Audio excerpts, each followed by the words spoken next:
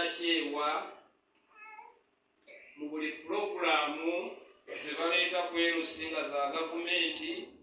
Bannyabo ne bassebo tewali gye tusimbira kuuli bw'eba ng'eneegasa abantu baffe. Ffe nga LC esinga mu Mukono municipality, bannyabo ne bassebo kyeyoleserwatu nga batutikkira engule ne tufuna n'ebbaluwa ekakasa ebigambo bye twogera ffe LC esinga mu Mukono municipality. Mu kitundu kyaffe tugirabyeko ng'abamu tebakyayagala kubuuza Sentebbe. Abamu tubalabyeko wasanga Sentebbe atula ki, oli n'alyoka ajja n'avuga nti ye tatufaako, naye bw'oba okyamba ewuwe yasimbawo omuti omukakali, ewuwe tebakyama. Bannyabo ne bassebo, tubasaba tudde eri Omukama twagalane nga baneiba, tusabirigane era tusonyiwagane, kubanga tugunjula abaana baffe ab'omulembe ogunaddako oba olyawo nga ffe tuvuddewo. Tukibakubiriza bannyabo ne bassebo okulaba nti twewaayo omwaka ogujja okutwala abaana mu masomero. Omwaka guno bannyabo ne bassebo abaana babadde bangi abatasomye oba abatatwaliddwa ku masomero. Wano tujja kujulirwa mukyala Katabaazi n'abantu abalala, kubanga abakyala be basinga okuwaaba oba okulumirirwa omwana obutagenda ku masomero. Tubasaba bannyabo ne bassebo, naddala abazadde abaami, okulaba nga tufaayo nnyo n'okutwala obuvunaanyizibwa bwaffe okuweerera abaana.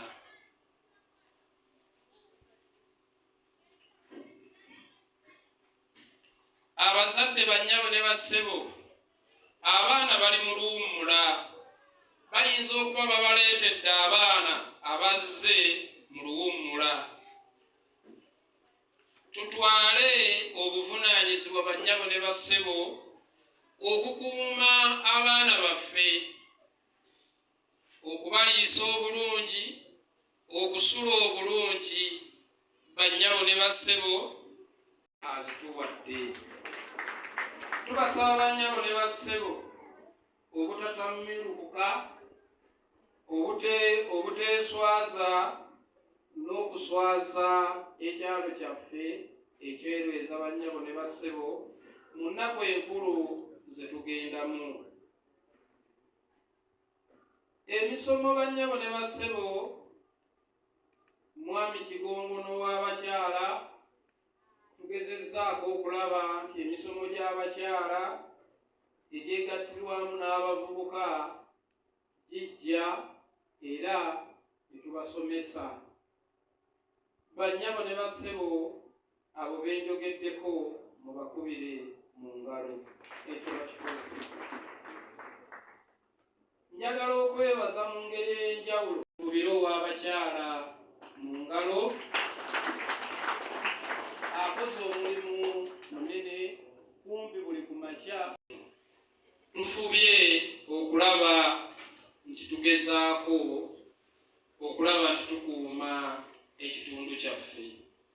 Amutusangidde, amutwebaliza. Obujjudde obugagga, embaga zeeyongere ku kyalo kyaffe. Abaana abawala batuleetera abasajja.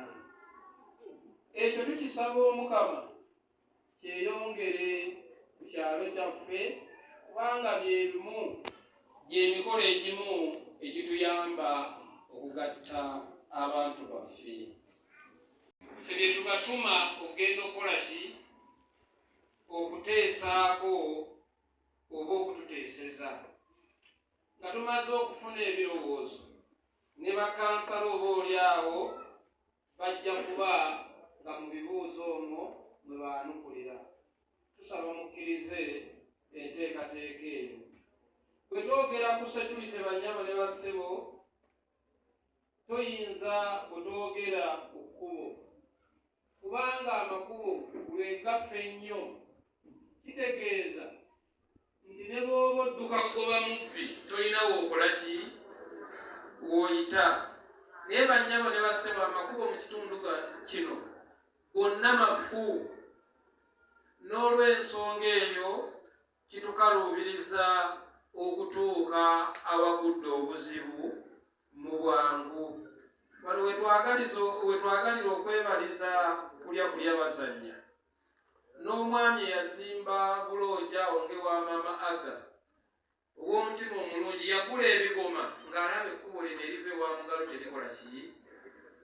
N'agula ebigoma, ne twegayirira aba Mukono municipality okujja okusaawo ebigoma, naye nga pulosesi nnene ne bagaana.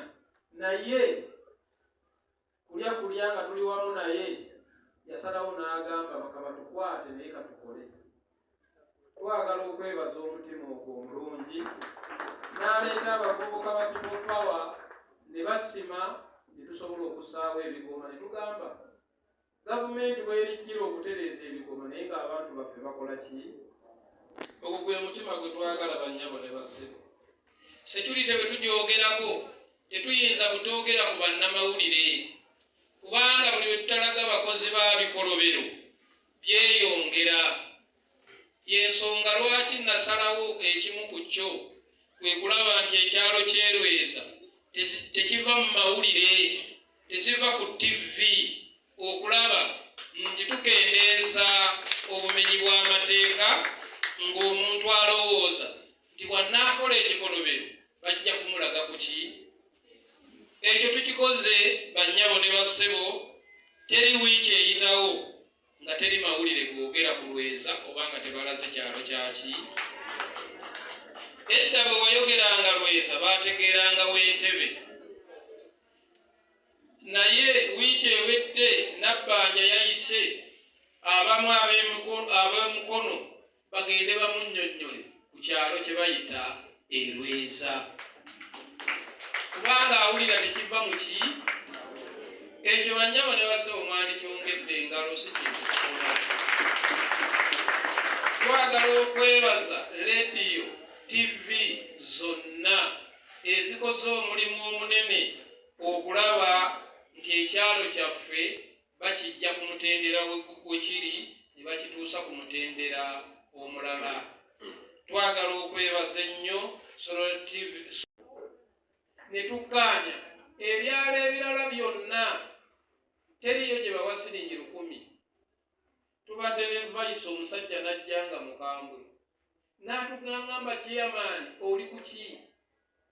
Tandika okugereka nti buli nnyumba esasule ssente bweziti, aba bizinesi basasule ssente bweziti, ebitundu ebirala kyebikola okusobola okukuuma ki. Kubanga buli poliisi w'ogiraba yeetaaga amafuta, yeetaaga entambula. Ebyo bye mubadde mulaba ebimu twewaayo ng'olukiiko nazo nzirina era tulwazizza ye asigala munene ye olowooza yafuuka nkola lese okulambulanga abantu. Bwe bakola akakiiko kano tujja n'abakulembeze abakulira ebyobuyonjo ku disitulikiti ne beegatta n'abakulira ebyobuyonjo ku kyalo ne bagenda nnyumba ku nnyumba. Buli nnyumba gye basanga ng'eri mu kondishoni nga mbi ey'ebyobuyonjo, they penalize it oba ne babakuba fine olw'okuba nga amaka gaabwe makyafu oba nga tegalina kaabuyonjo oba nga tegalina kasasiro n'ekirala. Sebo mbadde nsaba mukulu chairman nti tudaaga nnyo olw'amazzi sebo. Kyekyo ekiteeso sange. yenze nempulira nga kinkwasizza ennaku kubanga twali wano ne tutuula ne tusalawo omutima gwa ssente tulina okusasulanga buli mwezi naye komenti ye oba lipoota ezivudde mu nsonga eyo ziraze nti abatuuze tetwafaayo kusasula kyendabye nga tekinsanyusizza era tekitwazizza nnyo mbadde nteesa buli mutuuze bonnanga ali wano nga tutenda okuva wano alowooze ku nsonga eyo okulaba nti ssente zisasulwa olaba security eyamba ffe awo nga nvuddewo nyize n'okulowooza nti n'omuntu avunaanyizibwa ku revenue eyo gisasula amina ogisolooza naye ayinza okuba nga yateekamuko obugayaavu kubanga nze mazima ewange oba engeri yonna saba nga muntu azze wange kunzijukiza ku nsonga ya ssente eza security